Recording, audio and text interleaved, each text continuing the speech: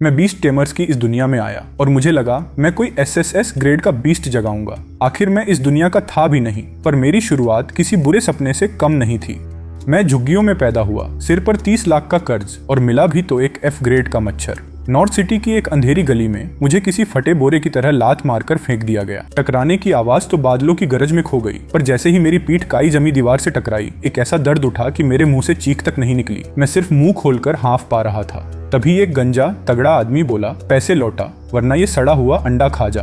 उसके हाथ में एक भारी मेटल का बेसबॉल बैट था जिसके सिरे से खून टपक रहा था। उसके पीछे एक आदमकद आयरन स्किन जंगली सुअर जमीन खुरच रहा था और उसकी लाल आंखें मुझ पर गड़ी हुई थी। यह झाओ हू था, नॉर्थ सिटी के लोन शार्क का सबसे खतरनाक गुंडा। और मैं एक 18 साल का अनाथ, 30 लाख के कर्ज में डूबा हुआ और पूरे स्कूल का सबसे कमजोर लड़का। यह कहकर झाओ हू मेरी तरफ बढ़ने लगा। उसने मेरी कलाई पर पैर रखकर उसे कुचलते हुए कहा, आज तेरा बीस्ट जगाने का दिन था ना? पूरे शहर में खबर फैल चुकी है। हमारे शहजादे वांग ने स्टेज पर आधे घंटे तक दम लगाया, पर आखिर में जिस अंडे से बीस्ट निकलना था उसमें कोई हरकत तक नहीं हुई। यहाँ तक कि उसे एक बेकार अंडा घोषित कर दिया गया। मैं कीचड़ में पड़ा दांत भींचे रहा, एक शब्द भी नहीं बोला। मेरी आंखें सिर्फ झाओ हू के गले पर टिकी थी। अभी भी वही तेवर। मुझे तेरी इसी नजर से सख्त नफरत है। मेरी घूरती आंखों को देखकर वो भड़क गया और अपना मेटल का बैट उठाया। जब तेरे पास पैसे हैं नहीं और तू भी एक कबाड़ है तो तेरी इस जान का भी कोई मोल नहीं। तेरे पुर्जे अलग करके ब्लैक मार्केट में बेचेंगे तो शायद कुछ पैसे मिल जाएं। उसके आयरन स्किन जंगली सुअर ने शायद अपने मालिक का इरादा भांप लिया था।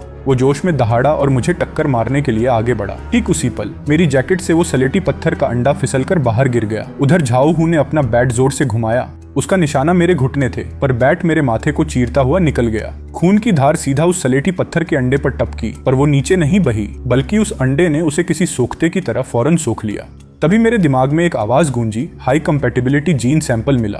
होस्ट की हालत नाजुक है। जबरदस्ती एक्टिवेशन प्रक्रिया शुरू की जा रही है। मेरे बेहोश होते दिमाग में ये ठंडी मशीनी आवाज किसी धमाके की तरह गूंजी और मेरी आंखें झटके से खुल गईं। कीचड़ में पड़े उस बेकार अंडे से अचानक गहरी लाल रोशनी फूट पड़ी, पर झाओ हू का ध्यान उस तरफ नहीं गया। वह जालिम हंसी के साथ अपने आयरन स्किन जंगली सुअर को मेरा पेट फाड़ने का हुक्म दे रहा था। सुअर दहाड़ते हुए दौड़ा और उसके नुकीले दांत मेरे पेट से बस कुछ ही इंच दूर थे। ठीक तभी पत्थर का अंडा टूट गया, पर न कोई आसमानी रोशनी हुई, न कोई दिव्य बीस्ट निकला। बस मेरे नाखून के बराबर काले और लाल रंग की एक छोटी सी चीज चुपचाप बाहर उड़ निकली। वो एक मच्छर था, बल्कि एक कुपोषित सा मच्छर। तभी सिस्टम फिर से बोला, सिस्टम एक्टिवेशन सफल। स्वार्म लॉर्ड सिस्टम ने शुरुआती यूनिट एफ ग्रेड के ब्लडथर्स्टी मॉस्किटो को बाइंड कर लिया है। उसका जहर घातक था, जो किसी भी रक्षा को भेद सकता था। मार डालो उसे, मैंने मन ही मन पहला हुक्म दिया, और वो नन्हा सा मच्छर हवा में एक लाल लकीर खींचता हुआ निकला, इतनी तेज कि आंखों से ओझल था। उसने सुअर की मोटी लोहे जैसी खाल पर हमला नहीं किया, बल्कि एक छोटी गाइडेड मिसाइल की तरह वो सीधा सुअर के असुरक्षित कान में जा घुसा। दौड़ते हुए उस जंगली सुअर का शरीर पल भर में अकड़ गया। सुअर की वहशी आंखों में अब सिर्फ खौफ था। वो दर्द से चीखता हुआ पागलों की तरह अपना सिर पटकने लगा।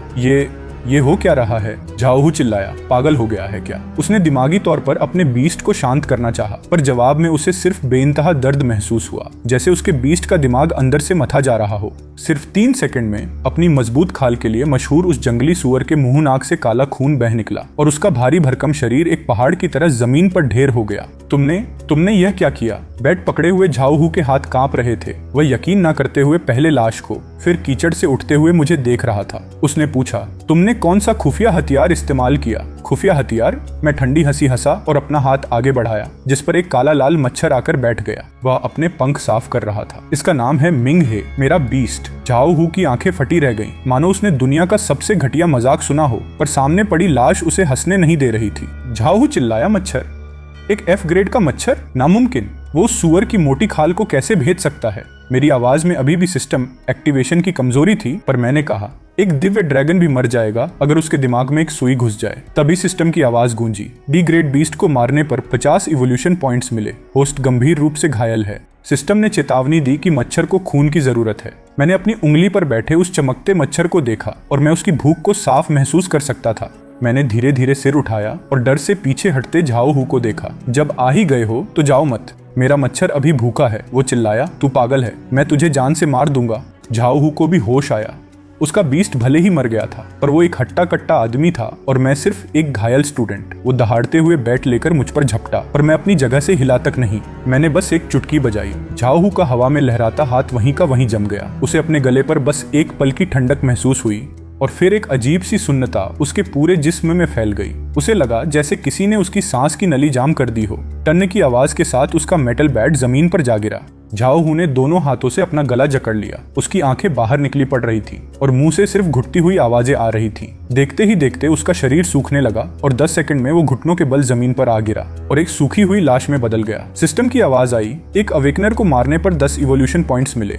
ये पॉइंट्स झुंड विभाजन मोड शुरू करने के लिए नाकाफी हैं। मैं दीवार के सहारे जमीन पर बैठ गया और हांफने लगा। मेरी नजर अपनी उंगली पर वापस आ बैठे मिंग हे पर पड़ी। उसका पेट खून से लाल होकर चमक रहा था। मुझे डर नहीं बल्कि एक अजीब सा सुकून महसूस हुआ। मैं पागलों की तरह हंस पड़ा। यही तो है ताकत, ऐसी ताकत जिसके लिए किसी का मुंह ताकने या किसी के आगे गिड़गिड़ाने की जरूरत नहीं। मैंने होठों पर लगी बारिश और खून की बूंदें चाट ली। मेरी आंखों में पागलपन उतर आया था। अगर मैंने काफी शिकार कर लिए तो इस दुनिया के बड़े बड़े सूरमा भी मेरे सामने घुटने टेकेंगे। मैं लटखड़ाता हुआ उठा और बिना किसी रहम के उस लाश पर से गुजर गया। तियानलान बीस्ट टेमर एकेडमी के गेट पर महंगी गाड़ियों की लाइन लगी थी। शानदार यूनिफॉर्म पहने स्टूडेंट्स अपने बीस्ट्स के साथ घूम रहे थे और मैं एक पुरानी सी साइकिल से वहां उतरा। अरे, ये हमारा महान जीनियस वांग बातियान नहीं है क्या? एक तीखी आवाज गूंजी और कुछ लड़के मुझे घेर कर खड़े हो गए। उनका सरगना एक मोटा लड़का था जिसके बाल पीछे की तरफ चिपके हुए थे। उसका नाम था लियू कियांग, ली आउतियान का नंबर 1 चमचा। उसके पास सी ग्रेड का एक विशालकाय वानर था। सुना है कल तेरे अवेकनिंग में कुछ नहीं निकला। आखिर में बस हवा हाथ लगी। लियू कियांग जोर से हंसा और उसके वानर ने भी छाती पीट कर एक डरावनी दहाड़ मारी। आसपास के स्टूडेंट्स भी रुककर मजाक उड़ाती नजरों से ये तमाशा देखने लगे। मैंने बिना कोई भाव दिखाए अपनी साइकिल लॉक की, नजरें तक नहीं उठाई। कल रात के शिकार ने मुझे एक सबक सिखाया था। इस दुनिया में इज्जत लड़कर कमाई जाती है, भीख में नहीं मिलती। लेकिन मैं स्कूल के गेट पर पंगा नहीं ले सकता था। यहाँ किसी को मारने पर एनफोर्समेंट टीम आ जाती और अभी मुझ में सरकारी ताकतों से टकराने की हिम्मत नहीं थी। रास्ता दो, मैंने ठंडी आवाज में कहा। मेरे इस ठंडे रवैये से लियू कियांग भड़क गया। उसने हाथ हिलाया और उसका विशालकाय वानर एक पहाड़ की तरह मेरा रास्ता रोककर खड़ा हो गया। अंदर जाना है ना? तो फिर मेरे इस पालतू के पैरों के नीचे से निकल जा और मैं तुझे जाने दूंगा। ये सुनते ही भीड़ में ठहाके गूंज उठे। मैं वहीं रुक गया और धीरे से सिर उठाकर उस 2 मीटर ऊंचे वानर को देखा। मेरा एक हाथ जेब में था और मेरी उंगली हरकत कर रही थी। हमला करने से पहले की मेरी आदत, मेरी आस्तीन में छिपा मिंग हे मेरे मारने के इरादे को महसूस कर चुका था। वो हमले के लिए बेचैन था और मैं हिसाब लगा रहा था कि उस वानर की आंखें फोड़ने में 3 सेकंड लगेंगे या उसके पैर की नसें काटने में 5 सेकंड। तभी एक ठंडी और घमंडी आवाज ने इस नौटंकी को रोक दिया। लियू कियांग, मेरा रास्ता गंदा मत कर। भीड़ फौरन शांत हो गई और अपने आप रास्ता बन गया। एक शानदार होवर कार रुकी, दरवाजा खुला और एक लड़का बाहर निकला जिसके कंधे पर एक एस ग्रेड बीस्ट था। लियू कियांग की अकड़ फौरन चापलूसी में बदल गई। अरे ली शाओ, मैं तो बस आपकी तरफ से इसे सबक सिखा रहा था। ये स्कूल का नाम खराब कर रहा है। ली आउतियान ने अपने छोटे ड्रैगन को सहलाया और कहा, क्या शेर सड़क के आवारा कुत्तों की परवाह करते हैं? आज नए स्टूडेंट्स का ट्रायल है, ऐसे लोगों पर ताकत बर्बाद मत करो। चलो। इतना कहकर वो मेरे पास से गुजर गया। लियू कियांग ने मुझे घूर कर कहा, आज तेरी किस्मत अच्छी है। भीड़ बिखर चुकी थी। मैं ली आउतियान की पीठ को घूरता रहा और मेरे होठों पर एक बेरहम मुस्कान आ गई। शेर और आवारा कुत्ते, देखते हैं जब तेरा ड्रैगन खून चूसने के बाद एक सूखी लाश बन जाएगा, तभी तू इतना ही घमंडी रहेगा। मैं तियानलान एकेडमी के ट्रेनिंग जोन में आ गया। यह जगह नए स्टूडेंट्स की ट्रेनिंग के लिए थी जो हमेशा ग्रुप में आते थे, पर मैं अकेला था। मैं मुख्य रास्ता छोड़कर सबसे घने जंगल में घुस गया। मेरा मकसद साफ था, अपनी फौज बढ़ाना। मेरे सामने सिस्टम पैनल खुला। होस्ट वांग बातियान, बीस्ट मिंग है, इवोल्यूशन पॉइंट्स 60। मेरा मौजूदा मिशन था पहली इंसेक्ट स्क्वाड बनाना। जरूरत थी 100 इवोल्यूशन पॉइंट्स और 50 किलो मांस। मैंने आवाज दी, बाहर आओ। मिंग हे। मैंने हाथ आगे बढ़ाया और मेरा वो काला लाल मच्छर भिनभिनाता हुआ बाहर निकला। वो खुशी से मेरे चारों ओर मंडराने लगा। जा, वो तेरा बुफे है। मैंने झाड़ियों में एक खरगोश की तरफ इशारा किया। दूसरे नए स्टूडेंट्स के लिए इस विंडरनर रैबिट को पकड़ना नामुमकिन था, पर मेरे मच्छर की नजरों में उसकी तेज रफ्तार भी स्लो मोशन जैसी थी। मिंग हे एक लाल लकीर की तरह झपटा। खरगोश कुछ समझ पाता इससे पहले ही उसकी गर्दन में एक तेज दर्द उठा और मेरे मच्छर का डंक उसकी खाल के पार हो गया। जहरीले डंक ने उसे फौरन सुन्न कर दिया। सिर्फ आधे मिनट में वो मोटा ताजा खरगोश खून की एक एक बूंद खोकर जमीन पर ढेर हो गया। इवोल्यूशन पॉइंट्स बस 2। यह बहुत धीमा है, मैंने सोचा। इस रफ्तार से ली आउतियान के ड्रैगन का मुकाबला करने में जमाना लग जाएगा। तभी सिस्टम की आवाज आई, अलर्ट, होस्ट 50 इवोल्यूशन पॉइंट्स खर्च करके स्प्लिटिंग फंक्शन एक्टिवेट कर सकता है। मिंग हे मदर बॉडी बनकर वर्कर मच्छरों के पहले बैच को जन्म देगी। हाँ, यही तो मैं सुनना चाहता था। मैंने बिना सोचे समझे स्प्लिटिंग शुरू कर दी। खरगोश के कंकाल पर बैठे मिंग हे का शरीर जोर जोर से कांपने लगा। उसका पेट मेरी आंखों के सामने फूलने और धड़कने लगा और फिर कुछ हल्की आवाजों के साथ रूबी जैसे 10 छोटे छोटे अंडे बाहर निकल आए। हवा के छूते ही वो अंडे पलक झपकते ही फूट गए और उनमें से 10 वर्कर मच्छर बाहर निकले। मक्खी जितने बड़े पर उतने ही खतरनाक डंक वाले। ये मिंग हे जितने ताकतवर नहीं थे, पर इनकी असली ताकत इनकी गिनती में थी। अपने आसपास 11 मच्छरों को देख मेरी आंखों में एक आग जल उठी। ये तो बस शुरुआत थी। इस जंगल की हर जिंदा चीज को सुखा दो। मैंने हाथ लहराया और वो 11 मच्छर 11 छोटे बॉम्बर्स की तरह पंखे की शेप में फैलकर निकल पड़े। वे जंगल की गहराइयों में समा गए और देखते ही देखते उस शोर शराबे वाले जंगल पर एक अजीब मौत का सन्नाटा छा गया। चाहे बिलों में छिपे चूहे हों या पेड़ों पर कुंडली मारे सांप, यहाँ तक कि वहां से गुजर रहे जंगली सुअर भी इस कहर का शिकार हो गए। किसी बड़े जानवर के लिए एक मच्छर का काटना खुजली से ज्यादा कुछ नहीं, लेकिन जब दर्जनों एक साथ हमला करें तो वो एक ऐसी यातना बन जाती है जिससे बचना नामुमकिन है। इवोल्यूशन पॉइंट +1 +2 +5 सिस्टम पैनल पर नंबर पागलों की तरह उछल रहे थे। आधे घंटे बाद मैं एक चट्टान पर बैठा था। मेरे पैरों के पास छोटे खूंखार जानवरों की सूखी लाशों का ढेर था और मेरे इर्द गिर्द मच्छरों की फौज 11 से बढ़कर 100 हो गई थी। ये अब सिर्फ कुछ कीड़े नहीं बल्कि रोंगटे खड़े कर देने वाला एक काला बादल था। यही तो इन कीड़ों की सबसे खौफनाक खासियत है। जब तक खून और मांस है, ये एक कभी न खत्म होने वाला बुरा सपना है। बस मैंने सिस्टम में जमा 500 इवोल्यूशन पॉइंट्स देखे और इस कत्लेआम को रोक दिया। संख्या काफी थी, अब क्वालिटी की जरूरत थी। मैंने अपनी मदर बीस्ट मिंग हे की तरफ देखा। लगातार खून पीने से उसका आकार पहले से बड़ा हो गया था। पर्याप्त इवोल्यूशन पॉइंट्स का पता चला है।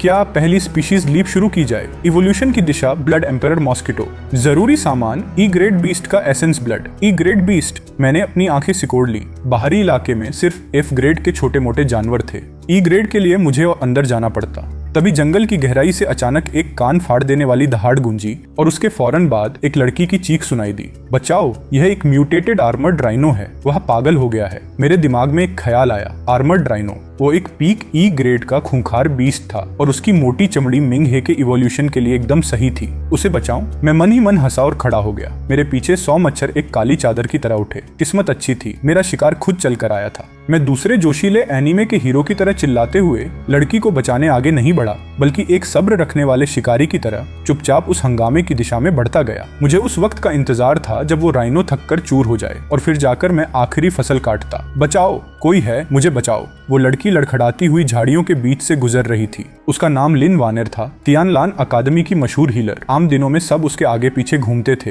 पर इस वक्त वो बुरी हालत में थी। उससे कुछ मीटर पीछे ही एक टैंक के आकार का आयरन आर्मर्ड राइनो पागलों की तरह भाग रहा था। यह पीक ई क्लास बीस्ट साफ तौर पर गुस्से में था और उसकी लाल पुतलियों में तबाही की आग जल रही थी। लिन वानेर पूरी तरह नाउम्मीद थी। उसका बीस्ट, एक प्यारा सा लाइट स्प्राइट, कब का उस राइनो के पैर तले कुचला जा चुका था। वो बस किसी चमत्कार की आस में थी जब उस आयरन आर्मर्ड राइनो ने अचानक अपनी रफ्तार बढ़ा दी। एक झटके में फासला कम हो गया और लिन वानेर का पैर फिसलने से वो सीधे कीचड़ भरे गड्ढे में जा गिरी। उसने दहशत में पलटकर देखा तो वो सींग, जो स्टील तक को भेद सकता था, उसकी नजरों में तेजी से बड़ा होता जा रहा था। उसने हार मानकर आंखें मूंद ली, लेकिन जिस भयानक दर्द का उसे इंतजार था वो महसूस नहीं हुआ। तभी कानों को चीरती हुई पंखों की भिनभिनाहट गूंजी, जिसने एक ही पल में राइनो की दहाड़ को भी दबा दिया। लिन वानर ने कांपते हुए आंखें खोली और जो देखा वो शायद ही कभी भुला पाए। राइनो का सींग उसकी नाक से बस कुछ इंच की दूरी पर था जब वो विशाल जानवर ऐसे रुका जैसे किसी अनदेखी दीवार से टकरा गया हो। न जाने कब राइनो का पूरा सिर नाखून के बराबर हजारों मच्छरों के एक काले बादल से घिर चुका था और उसके मुंह से दर्द में डूबी एक चीख निकली। वो इन कीड़ों से छुटकारा पाने के लिए पागलों की तरह अपना सिर झटकने लगा। उसने सींग जमीन पर पटका, शरीर पेड़ों से रगड़ा, यहाँ तक कि जमीन पर लौटने लगा, पर कोई फायदा नहीं हुआ। मैं पास ही एक डाल पर हाथ जेब में डाले खड़ा था। मेरी नजरें बर्फीली थीं, जैसे कोई रईस अखाड़े का तमाशा देख रहा हो। पहली टुकड़ी पलकों के नरम हिस्सों पर हमला करो, दूसरी टुकड़ी सांस की नली बंद करो, तीसरी कान के रास्ते से दिमाग में घुसो। मैं मन ही मन हुक्म दे रहा था और मेरी उंगलियां एक लय में पेड़ की डाल थपथपा रही थी।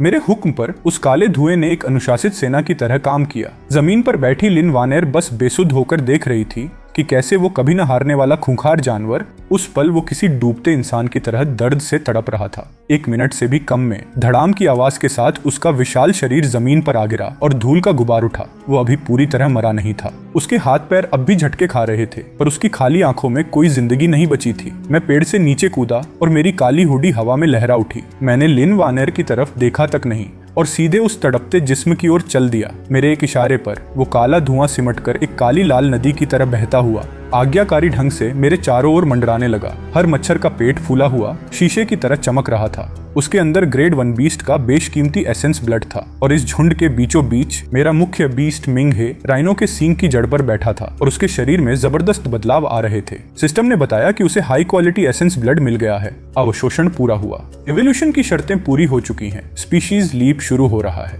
यह सुनते ही मेरी आंखों में एक जुनून की चमक दौड़ गई। मैं साफ महसूस कर सकता था कि मेंटल लिंक के जरिए एक तूफानी ताकत मेरे शरीर में लौट रही थी। तभी मिंग हे के शरीर की सतह से चटकने की आवाजें आने लगी। उसका पुराना काला लाल कवच टूटकर गिरने लगा और हवा में एक दिल दहला देने वाला दबाव फैल गया। उसका आकार बहुत ज्यादा नहीं बढ़ा, बस पहले से थोड़ा और बड़ा हो गया था। अब वो करीब एक मुट्ठी जितना बड़ा था और उसके 2 पंखों की जगह 4 पंख थे, खून जैसे लाल और किनारे चाकू से भी ज्यादा धारदार। इवोल्यूशन सफल हो चुका था। नाम था ब्लड एम्परर मॉस्किटो। लेवल 1। उसे एक नई खासियत मिली थी, यिन ब्लास्ट। वह तेजी से पंख फड़फड़ाकर ऐसी सोनिक तरंगे पैदा कर सकता था जो दुश्मन के अंदरूनी अंगों को चकनाचूर कर दें। दूसरी खासियत थी ब्लड एसेंस आर्मर। उसका डिफेंस इतना बढ़ गया था कि वो आम आग और हमलों को झेल सकता था। साथ ही एक नई स्किल भी मिली, यूनिटी ऑरा, जिससे मैं अब एक साथ 100 कीड़ों को कंट्रोल कर सकता था। शानदार। यह सोचते ही मैंने अपना हाथ आगे बढ़ाया। जैसे किसी रूबी से तराशा हो, वो ब्लड एम्परर मॉस्किटो नजाकत से मेरी हथेली पर आ बैठा। तभी मेरे पीछे खड़ी लिन वानेर को होश आया और वो लड़खड़ाते हुए उठी। वो मेरी पीठ को घूर रही थी। उसकी आंखों में उलझन और हैरानी थी। वांग बातियान, तुम हो? उसने मेरी फटी पुरानी स्कूल यूनिफॉर्म पहचान ली थी और मुझे भी। पूरे स्कूल का सबसे बड़ा लूजर मैं धीरे से पलटा। मेरी नजरें लिन वानेर पर पड़ी, लेकिन उनमें हमदर्दी नहीं, बस किसी सामान को परखने वाली ठंडक थी। उस राइनो का सींग मुझे चाहिए। मैंने जमीन पर पड़ी लाश की तरफ इशारा किया। बाकी खाल और मांस तुम्हारा, मुंह बंद रखने की फीस समझो। लिन वानेर दंग रह गई। एकेडमी के नियम के हिसाब से तो हीरो के किसी लड़की को बचाने के बाद दोनों को एक दूसरे से दिल की बात करनी चाहिए थी, या कम से कम साथ मिलकर लड़ना चाहिए था। अगर मरना नहीं चाहती तो अपना मुंह बंद रखो। मैं 2 कदम आगे बढ़ा और मेरे शरीर से आती खून की गंध से वो डर कर खुद ब खुद पीछे हट गई। जो कुछ भी तुमने अभी देखा, अगर उसके बारे में एक लफ्ज भी बाहर निकाला, जैसे कि मेरे पास इतने सारे मच्छर हैं, मैं एक पल को रुका और तभी ब्लड एम्परर मॉस्किटो तेजी से भिनभिनाता हुआ पलक झपकते ही लिन वानेर के माथे के ठीक सामने जाकर ठहर गया। अगली बार यह सूंड तुम्हारे दिमाग में होगी। यह सुनते ही लिन वानेर का चेहरा सफेद पड़ गया और वो पागलों की तरह सिर हिलाने लगी। मैं कुछ नहीं बताऊंगी, मैंने कुछ नहीं देखा। यह राइनो तुमने मारा है, सब कुछ तुम्हारा है। मैंने संतुष्टि से सिर हिलाया और मुड़कर बड़ी सफाई से राइनो का सींग काट लिया। ये चीज ब्लैक मार्केट में अच्छे खासे दाम पर बिकेगी और मेरा कुछ कर्ज चुकाने के लिए काफी होगी। मैं वहां से चला और मेरे पीछे मच्छरों की फौज एक काले लबादे की तरह मुझे जंगल की गहराइयों में छुपाते हुए मेरे साथ हो ली। पीछे बस लिन वानेर उस विशाल लाश के पास अकेली खड़ी थी। उसे एक खौफनाक हकीकत का एहसास हो रहा था कि स्कूल का सबसे बड़ा लूजर 1 मिनट के अंदर एक खतरनाक जानवर को मार सकता है। हाँ, अब वक्त बदलने वाला था। तियानलान एकेडमी का सेंट्रल अरीना, नए छात्रों का सालाना इम्तिहान, ऊपर बड़े बड़े स्टैंड सीनियर छात्रों और टीचरों से खचाखच भरे थे। तभी अरीना के बीच से रेफरी ने जोर से ऐलान किया, अगला मुकाबला लियू कियांग बनाम वांग बातियान। मेरा नाम सुनते ही स्टैंड्स में बैठे लोग ठहाके लगाकर हंसने लगे। वांग बातियान, वो बदनसीब जिसके पास F ग्रेड का मच्छर है, क्या ये लड़ने भी वाला है? रेफरी को सीधे ही इसे हारा हुआ बता देना चाहिए। वक्त क्यों बर्बाद करना? लियू कियांग का great strength demon app C class का बीस्ट है, एक ही घूंसे में उसे चटनी बना देगा।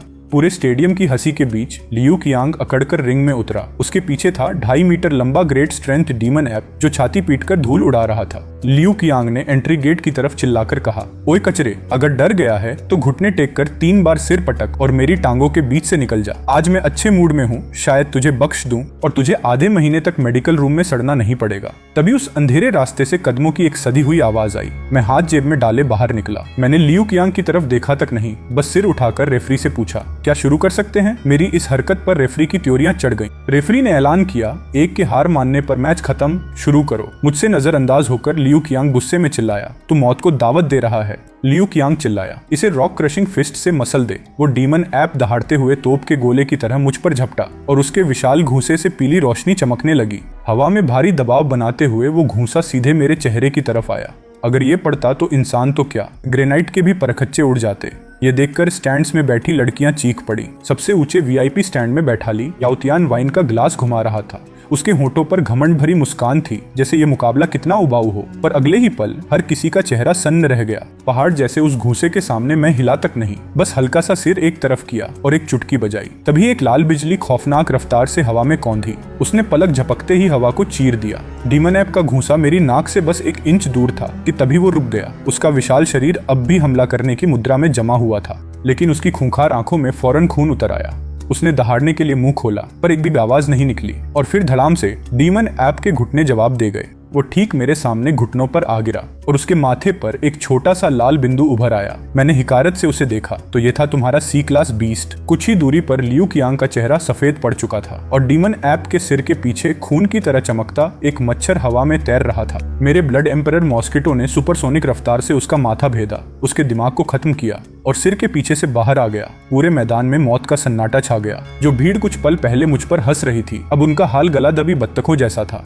मुंह खुले थे पर आवाजें बंद। यहाँ तक कि वीआईपी सीट पर बैठे ली याओतियान के हाथ में वाइन का ग्लास कांप गया। वो झटके से खड़ा हुआ और मेरे मच्छर को घूरने लगा। मैं रिंग में धीरे से नीचे झुका और डीमन ऐप के अकड़ चुके गालों को थपथपाया। देखा, इतने बड़े शरीर का क्या फायदा। मैं खड़ा हुआ, मेरी नजरें पूरे एरिना से घूमकर आखिर में लियू कियांग के सफेद पड़े चेहरे पर रुकी। तो अब भी मुझे तुम्हारी टांगों के बीच से निकलना है, लियू कियांग गिड़गिड़ाने लगा। तब जाकर रेफरी ने कांपती आवाज में मुझे विजेता घोषित किया। मैं मुड़ा और चल दिया। न कोई जश्न, न कोई धमकी, ये तो बस शुरुआत थी।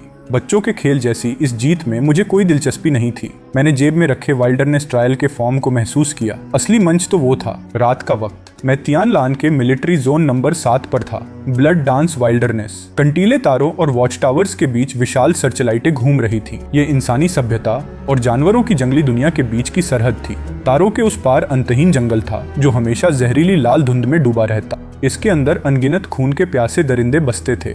आम स्टूडेंट्स के लिए ये एक फॉरबिडन जोन था, पर मेरे लिए ये जन्नत थी। एक मिलिट्री ट्रक चौकी के सामने आकर रुका। ट्रक का रैंप नीचे गिरा और दर्जनों हथियारबंद स्टूडेंट्स कूदकर बाहर आ गए। ये पहले राउंड के कामयाब एलिट ट्रेनी थे, जिन्हें यहाँ 3 दिन के सर्वाइवल मिशन पर भेजा गया था, जहाँ सबके चेहरों पर घबराहट और उत्साह था। मैं खाली हाथ एक कोने में खड़ा था। तभी एक ताना सुनाई दिया। अरे, यह हमारा 1 शॉट किंग नहीं है। एक ताना मारने वाली आवाज के साथ ली याओतियान अपने कुछ चमचों को लेकर मेरी तरफ आया। सुना है तुमने अपनी सारी दौलत घटिया कच्चा मांस खरीदने पर उड़ा दी। उसकी नजर मेरे पैरों के पास रखे बड़े से बोरे पर पड़ी। क्यों, अंदर बारबेक्यू पार्टी करने का इरादा है? मैंने उसे भाव नहीं दिया, बस झुककर 50 किलो का वो बोरा उठाया और उसे कंधे से धक्का दे दिया। मैं सीधे प्रतिबंधित क्षेत्र के गेट की तरफ बढ़ गया।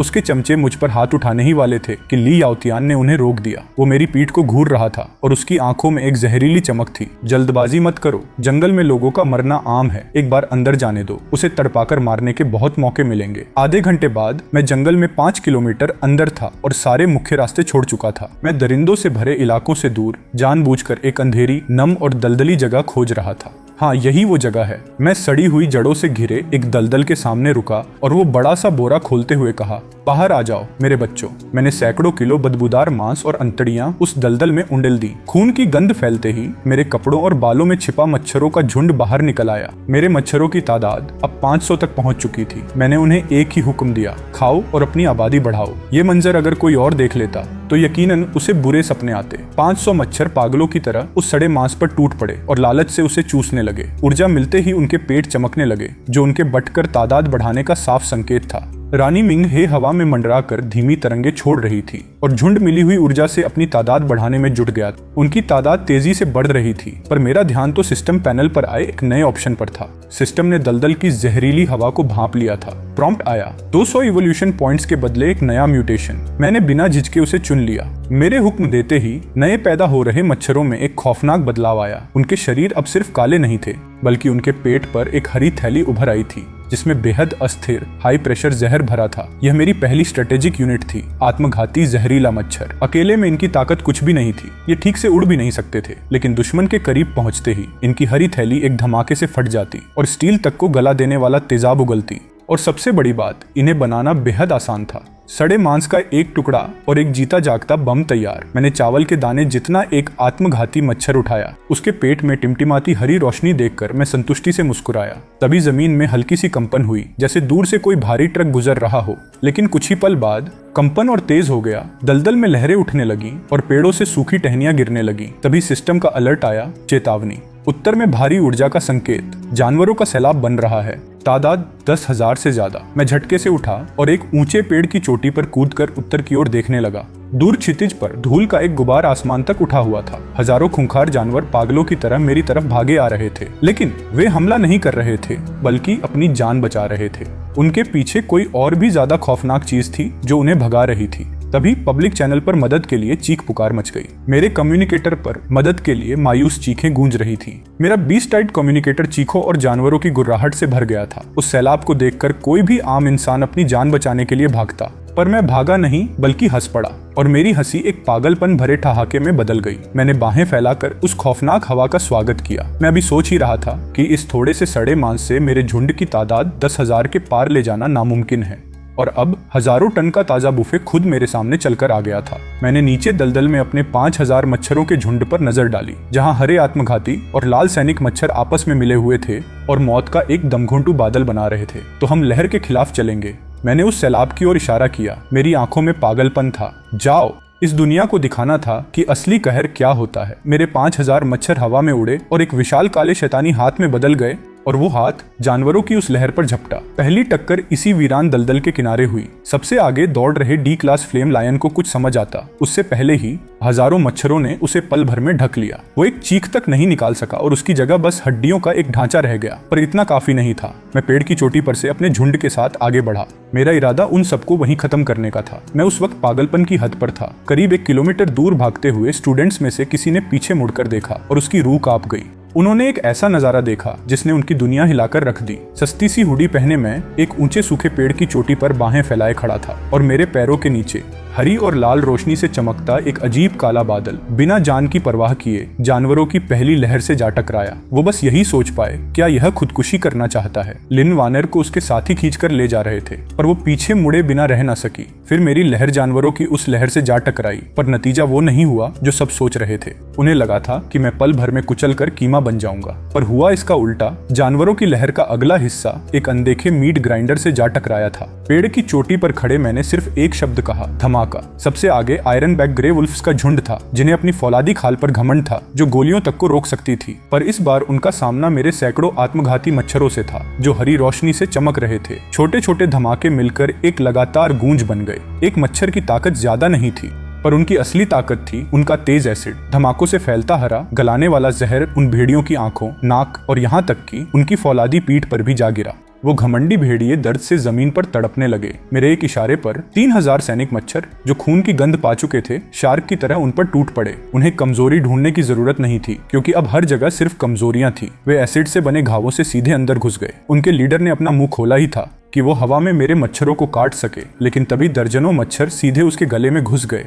3 सेकंड में वो 200 किलो का विशाल भेड़िया जमीन पर ढेर हो गया। खून पीकर वो मच्छर लाल रोशनी से चमक रहे थे। वे रुके नहीं और हवा में ही और हिस्सों में बट गए। मेरी आंखों के सामने सिस्टम पैनल पर आंकड़े पागलों की तरह बदल रहे थे। सिस्टम का मैसेज आया, D class iron back wolf मारा गया, evolution points +50, energy overflow, division प्रक्रिया अपने आप शुरू। मेरे झुंड की संख्या 6,200 थी, पर यह काफी नहीं था। मैंने नीचे उस खूनी कत्लगाह को देखा। मेरी आंखों में जरा भी रहम नहीं, सिर्फ नंबरों का जुनून था। जब तक मैं नहीं मरता, मेरी सेना अनंत है। और ठीक इसी पल जानवरों की अगली लहर भी सामने आ गई। इस बार सामने थे और भी विशाल जंगली भैंसे और विंड ब्लेड वीजल के झुंड। उनकी ज्यादा तादाद का असर अब साफ दिख रहा था। मेरे अनगिनत मच्छर उनके खुरों के नीचे कुचले जा रहे थे। मैंने देखा कि कुछ ही सेकंड में मेरे सैकड़ों मच्छर मारे गए, पर मेरे चेहरे पर शिकन तक नहीं थी। ये एक दूसरे को खत्म करने की जंग थी, और ऐसी जंग से मेरे झुंड को डर नहीं लगता। मैंने अपनी दिमागी ताकत को उसकी आखिरी हद तक पहुंचा दिया। मिंग हे ने एम्प्रेस फोर्स फील्ड एक्टिवेट किया, और जो अब तक मेरे कंधे पर बैठा था आखिरकार हरकत में आया। वह उड़कर जंग के मैदान के ठीक ऊपर पहुंचा। उसके पंखों से एक ऐसी तेज आवाज निकली जिसे इंसान तो नहीं, पर मेरा झुंड सुनकर पागल हो सकता था। इस आवाज के असर से मेरे सैनिक मच्छरों की रफ्तार 30% बढ़ गई। पर इससे भी ज्यादा भयानक यह था कि मिंग हे ने अपना क्रिस्टल जैसा मुंह खोला और मैदान में फैले खून के कोहरे को एक ही सांस में अंदर खींच लिया। वह खून लाल धागों में बदलकर उसके शरीर में समा गया, और फिर उसने नीचे अंडों की बौछार कर दी। ये अंडे जमीन पर गिरते ही नए मच्छरों में बदल जाते। 1000 मर गए तो क्या हुआ, अगले ही पल 2000 और पैदा हो जाते। जंग से ही और बड़ी जंग छेड़ना, यही वो वजह है जिससे सब खौफ खाते हैं। वो क्या बला है। पास की ऊंची पहाड़ी पर मौजूद गार्ड्स के कैप्टन झांग बियाओ ने अपनी दूरबीन नीचे की। उसने तो मान लिया था कि हम 100 से ज्यादा स्टूडेंट्स यहाँ मारे जाएंगे और वो खुद भी शहीद होने के लिए तैयार था। पर अब उसने देखा कि जानवरों का सैलाब जो उनकी रक्षा पंक्ति को तोड़ने वाला था बीच में ही रुक गया था। उस सैलाब के बीच एक काला बवंडर उठ रहा था। वो बवंडर एक अथाह गड्ढे जैसा था जिसमें घुसने वाले जानवरों की आवाज तक नहीं आती थी। और उस बवंडर के बीचों बीच एक पेड़ की चोटी पर एक लड़का खड़ा था। तभी कैप्टन के पास खड़े एक कम्युनिकेटर की कांपती हुई आवाज आई, रिपोर्ट, उस इलाके में उनकी संख्या तेजी से बढ़ रही है, 30,000 के पार हो चुकी है। लेकिन उस लड़के की हालत एकदम ठीक है, बल्कि और बेहतर हो रही है। यह सुनकर झांग बियाओ ने घबराकर थूक निकला। ये कौन सा शैतान स्टूडेंट था और उसका बीस्ट कोई देवता था या राक्षस? तभी जानवरों की उस बाढ़ के बीच से इंसानों की कुछ दर्द भरी चीखें सुनाई दी। ये स्टूडेंट्स की एक टीम थी जो वक्त पर निकल नहीं पाई और कुछ शैडो लेपर्ड्स ने उन्हें एक बड़ी चट्टान पर घेर लिया था। ली याओतियान, बचाओ, उनमें से एक लड़की नाउम्मीद होकर उसे पुकार रही थी। पर ली याओतियान तो पहले ही भागकर एक सुरक्षित ऊंचाई पर पहुंच चुका था। उसने पुकार सुनी पर खूंखार शैडो लेपर्ड्स को देखकर दांत भींच लिए और मुंह फेरकर अनसुना करने का नाटक किया। इस वक्त वापस जाने का मतलब सीधे मौत के मुंह में जाना था। खैर, मेरा भी ध्यान उस तरफ गया, पर जाहिर है मैं उन्हें बचाने नहीं जा रहा था। मैंने बस ये देखा कि इन शैडो लेपर्ड्स की खाल अच्छी थी जो बेहतर सैनिक मच्छर बनाने के काम आएगी। मेरे एक इशारे पर 500 मच्छर झुंड से अलग हो गए। उन्होंने पल भर में उन शैडो लेपर्ड्स को घेर लिया जो स्टूडेंट्स पर झपटने ही वाले थे। उन जानवरों को अपना पंजा तक उठाने का मौका नहीं मिला और वे मच्छरों के झुंड में गायब हो गए। वो पागलों की तरह जमीन पर लौटने लगे। वो अपने ऊपर लगे कीड़ों को कुचलने की कोशिश कर रहे थे, पर मच्छर तो हर जगह घुस चुके थे। सिर्फ 10 सेकंड में उन शैडो लेपर्ड्स की सांसें थम गईं। चट्टान पर मौजूद स्टूडेंट्स बेदम होकर वहीं गिर पड़े। वो हाफ रहे थे। मैंने पेड़ से नीचे छलांग लगाई तो उन्होंने एहसान भरी नजरों से मुझे देखा। भाई शुक्रिया, हमारी जान बचाने के लिए शुक्रिया। आज से आप ही हमारे बड़े भाई हो। पर मैंने उनकी तरफ देखा तक नहीं और बेरुखी से आगे बढ़ गया। मैं झुका, एक शैडो लेपर्ड की लाश को काटा और अंदर से काली चमक वाली बीस्ट कोर निकालकर अपनी जेब में रख ली। मैंने कहा, गलत मत समझो, मुझे बस पसंद नहीं कि कोई मेरे झुंड का चारा छुए। इतना कहकर मैं मुड़ा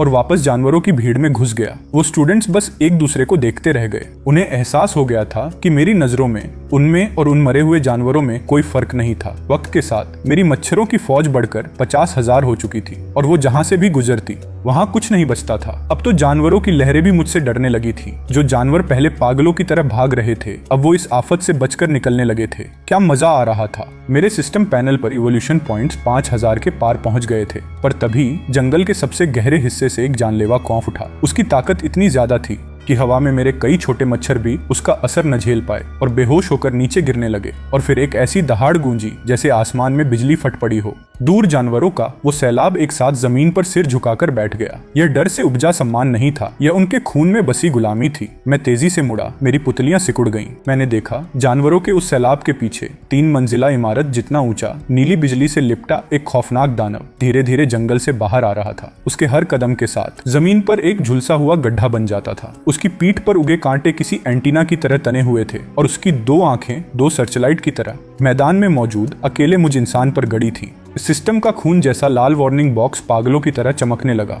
चेतावनी, चेतावनी, लॉर्ड लेवल के जीव का आगमन हुआ है। सिस्टम बता रहा था, थंडर टाइटन लिजर्ड, सी क्लास लॉर्ड, वतरा जानलेवा, फौरन भागो, लॉर्ड लेवल। मैंने अपने सूखे होठों पर जबान फेरी। कोई भी आम स्टूडेंट इसे देखकर डर से बेहोश हो जाता, पर मैं नहीं। उल्टा मेरी आंखों में लालच की आग जलने लगी। 5,000 पॉइंट्स, अगर इसे मार दिया तो क्या ये 10,000 के पार हो जाएंगे? अगर इसे खा लिया तो मेरा मिंग हे कितना ताकतवर हो जाएगा। मैंने धीरे से हाथ उठाया और उस दैत्य को बीच की उंगली दिखा दी। आजा, देखते हैं तेरी खाल ज्यादा मोटी है या मेरे झुंड के दांत ज्यादा तेज। थंडर टाइटन लिजर्ड मेरे उकसावे पर भड़क उठा। उसकी पीठ के कांटे तेज नीली रोशनी से चमक उठे और उसने सीधा अपना सबसे बड़ा हमला कर दिया। उसकी स्किल थी थंडर इन्फर्नो। बिजली की एक मोटी जंजीर उसकी पीठ से निकली और फटकर हजारों चिंगारियों में बदल गई, जिसने सामने का 500 मीटर का इलाका अपनी चपेट में ले लिया। मेरे घने झुंड के लिए यह हमला तबाही था। हवा में जलने की बदबू फैल गई और मैं अपनी आंखों के सामने अपनी मेहनत से खड़ी की गई 50,000 मच्छरों की फौज को एक ही पल में उन्हें राख होते देख रहा था। झुंड की इस तबाही का झटका सीधा मुझ पर लगा और मेरे मुंह से खून का फव्वारा फूट पड़ा। मैं खत्म था। ये तो मरेगा। दूर खड़ा ली याओतियान ये नजारा देखकर खुशी से उछल पड़ा। वो जानता था कि थंडर बीस्ट कीड़े वाले मास्टर्स के लिए मौत का दूसरा नाम है और मैं उससे सीधे टकरा रहा था। लेकिन मैंने बस अपने मुंह से खून पोंछा और मेरी आंखों की वहशत और भी गहरी हो गई। एरिया साफ करने वाली स्किल। देखता हूँ तेरे पास कितनी माना बची है। मैंने जबरदस्त दर्द को बर्दाश्त किया। मेरा दिमाग तेजी से दौड़ा। फैल जाओ, हर तरफ से घेराबंदी करो। पहली टुकड़ी, जमीन से चिपक कर उसके पेट पर हमला करो। वर्कर मच्छरों, अपनी जान की परवाह मत करो, उसके मुंह और नाक में घुस जाओ। बचे हुए 30,000 मच्छर अब एक झुंड में नहीं बल्कि रेतीले तूफान की तरह फैलकर हर तरफ से उस पर टूट पड़े।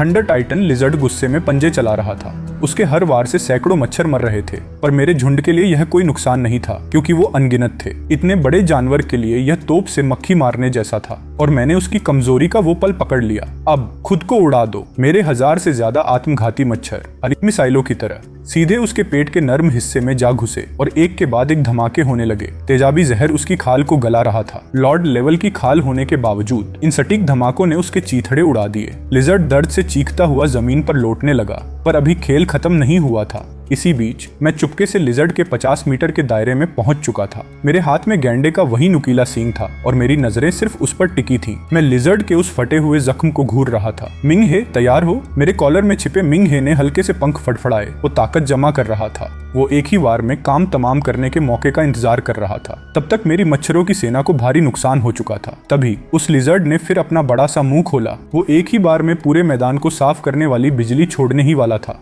अब मैं चीखा, पर मैंने मिंग हे को हमला करने नहीं दिया, बल्कि कुछ ऐसा किया जिसकी किसी को उम्मीद नहीं थी। मैंने हाथ में पकड़ा गैंडे का सींग पूरी ताकत से फेंक दिया। मेरे शरीर की बढ़ी हुई ताकत और सटीक निशाने की वजह से वो सींग एक भाले की तरह सीधा लिजर्ड की आंख की तरफ लपका। लिजर्ड ने घबराकर अपनी आंखें बंद की और सिर घुमा लिया। उसका बिजली का हमला चूककर पास की एक चट्टान से जा टकराया और ठीक उसी पल जब उसकी लय टूटी थी, एक लाल रोशनी की धार सीधे लिजर्ड की पूंछ के नीचे के सुराख से अंदर घुस गई। यह सबसे घिनौनी चाल थी, पर सबसे असरदार भी। पूरे मैदान में मौत का सन्नाटा छा गया। दूर खड़ा लियाओतियान भी डर के मारे सिकुड़ गया। उसके चेहरे पर खौफ था। यह तो कुछ ज्यादा ही वहशी है। अगले ही पल वो विशाल जानवर अचानक अकड़ गया। उसकी आंखें बाहर निकल आईं। उसके पूरे जिस्म की मांसपेशियां बुरी तरह ऐंठने लगी। वो चीखना चाहता था, पर गले से आवाज तक नहीं निकली। उसके अंदर मेरा मिंग हे एक भयानक कत्लेआम मचा रहा था। उसकी गर्म अंतड़ियों में मिंग हे अविश्वसनीय तेजी से अंडे दे रहा था और हजारों लार्वा उसके जिस्म को अंदर से नोच नोच कर खाने लगे। वो दर्द से पागल होकर चट्टानों से अपना सिर पटकने लगा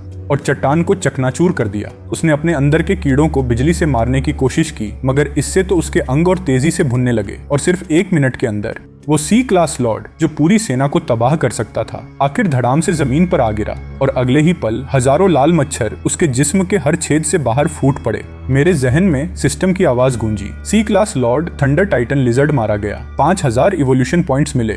साथ ही थंडर ड्रैगन बोन और टाइटन बीस्ट कोर भी मिला। मुबारक हो, मिंग हे सेकंड इवोल्यूशन के लिए तैयार है। मैं अपने थके हुए जिस्म को घसीटता हुआ उस मांस के पहाड़ की तरफ बढ़ा। तभी उस विशाल लिजर्ड के जिस्म से मेरे मच्छर अपने राजा मिंग हे को घेरकर बाहर उड़े। एक बार फिर उसका रूप पूरी तरह बदल चुका था। उसका लाल क्रिस्टल जैसा जिस्म अब गहरे बैंगनी रंग की एक परत से ढक गया था और उसका आकार पहले से छोटा हो गया था। वो सिकुड़कर बस उंगली जितना रह गया। उसके 4 पंखों की जगह अब 6 पंख थे, जिन पर बैंगनी रंग की बिजली कौंध रही थी। इवोल्यूशन सफल रहा। नया नाम purple gold thunder emperor mosquito. गुण जहर, बिजली और अंधेरा। और उसकी पहली 2 खासियतें थी माइनस येन तावीज और थंडर स्ट्राइक नीडल, और तीसरी खासियत थी माइनस पैरासिटिक पपेट। मैंने हाथ आगे बढ़ाया और वो शाही मच्छर मेरी उंगली पर आ बैठा। मेरी नजर दूर भागते जानवरों के डरे हुए झुंड पर थी और साथ ही दूर खड़े उन होनहार स्टूडेंट्स पर जिनके चेहरे डर से मरे हुए इंसानों जैसे हो गए थे। मैंने मच्छर के पंख सहलाए और हंसते हुए कहा, लियाओतियान, तुम्हारी वो छोटी छिपकली भी काफी पौष्टिक होगी। क्यों? सुबह की धुंध अभी छटी भी नहीं थी, पर तियानलान शहर के 20 टेमर गिल्ड का हॉल खचाखच भरा था। यहीं शिकारी अपना माल बेचकर जरूरी संसाधन जुटाते थे।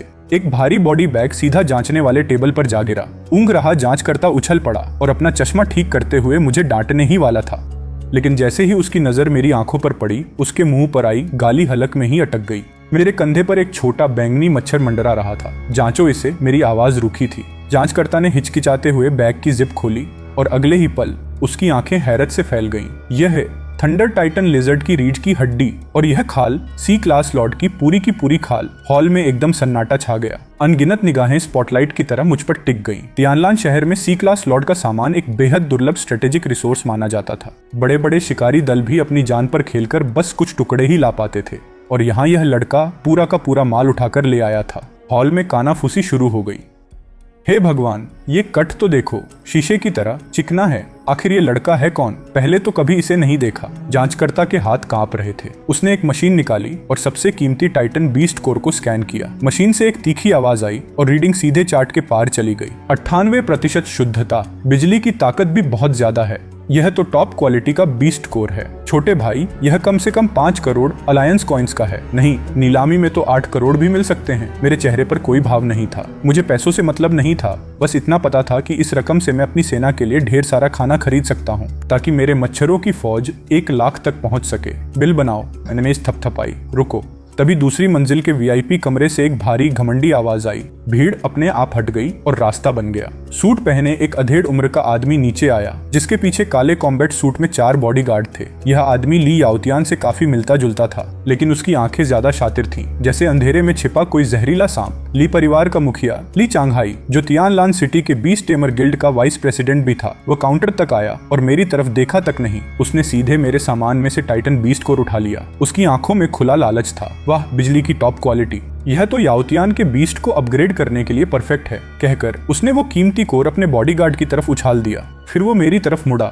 यह सामान ली परिवार जब्त कर रहा है। उसका लहजा ऐसा था मानो कोई फरमान सुना रहा हो। पूरे हॉल में मौत जैसा सन्नाटा छा गया। तियानलान शहर में ली परिवार का यही रुतबा था। मैंने धीरे से सर उठाया और तंज भरी नजरों से उसे देखा। जब्त? पैसे मिलेंगे? ली चांगहाई हंस पड़ा, जैसे मैंने कोई चुटकुला सुना दिया हो। नौजवान, इंसान को अपनी हद में रहना सीखना चाहिए। इस थंडर टाइटन लिजर्ड के बारे में याओतियान ने बताया था कि उसकी टीम ने ही बीस्ट का ध्यान भटकाया था और तुम्हें तो बस आखिर में बचे खुचे का फायदा मिल गया। तो कायदे से यह माल पूरी टीम का है।